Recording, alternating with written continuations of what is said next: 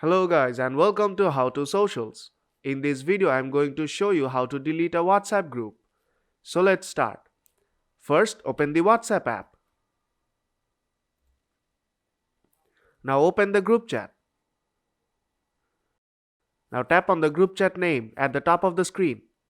Now scroll down and you'll see all the participants. Now before deleting the group chat you have to remove all other participants. Long press on the participant name to remove them. Long press on the participant name and then tap on remove. Just like that you have to remove every participant.